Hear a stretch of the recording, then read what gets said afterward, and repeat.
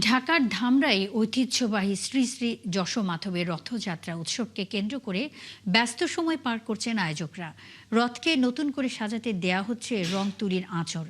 রথযাত্রা সফল করতে সকল প্রস্তুতি নিয়েছে উপজেলা প্রশাসন। রাসেল হোসেনের তথ্য ও ছবিতে প্রতিবেদন। ধামরাইয়ের শ্রী শ্রী যশোমাধবের রথটি এশিয়া মহাদেশের মধ্যে সবচেয়ে বড়।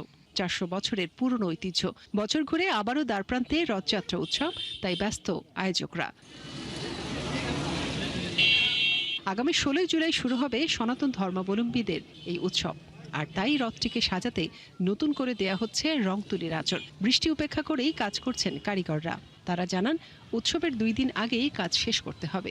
আনন্দ ফুর্তি লাগতেছে, ১০-১১ বছর কাজ করতেছে। বৃষ্টির সমস্যা হয়, কত হয় জায়গা, কাগজ টানিয়ে ইটি টানিয়ে অনেক কষ্টভাবে কাজ করি। আমাদের ঠাকুর দাদারা ওই কাজ করছে, রং তুলির কাজ, আমরা ওই কাজ করি। আশা করি এই কাজ আমরা যতদিন আছি করে যাব আর কি।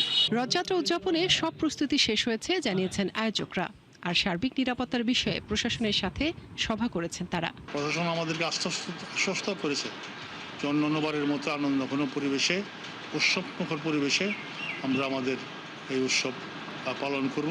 এদিকে উপজেলা প্রশাসন জানিয়েছে, উৎসবে পুলিশের পাশাপাশি সাদা পোশাকেও বিভিন্ন পর্যায়ের আইনশৃঙ্খলা বাহিনী কাজ করবে। আর পুলিশ সুপার জানান, জনগণের নিরাপত্তায় সর্বোচ্চ ব্যবস্থা নেওয়া হবে। এটা নিরাপত্তার স্বার্থে আমাদের প্রায় ৩০০+ পুলিশ মোতায়েন থাকবেন এটা পোশাকে। এছাড়াও সিভিলে বিভিন্ন গোয়েন্দা সংস্থা বাহিনী, ডিবি, এসবি সহ সবাই এখানে উপস্থিত থাকবেন। জনগণের যেন কোনো ধরনের নিরাপত্তাহীনতায় না ভোগেন, এবং বিশেষ করে জ্যাম জট যে একটা হয় ওখানে, সেই বিষয়টাও আমরা ট্রাফিক পুলিশকে বলেছি যেন নির্বিঘ্নে জনগণ এখানে আসতে পারে এবং কেউ যেন ইনসিকিউর ফিল না করে। ১৬ জুলাই থেকে শুরু হওয়া রথযাত্রা উৎসব আগামী ২৪ জুলাই উল্টো টানের মধ্য দিয়ে শেষ হবে। তবে উৎসব উপলক্ষে মেলা চলবে ১ মাস।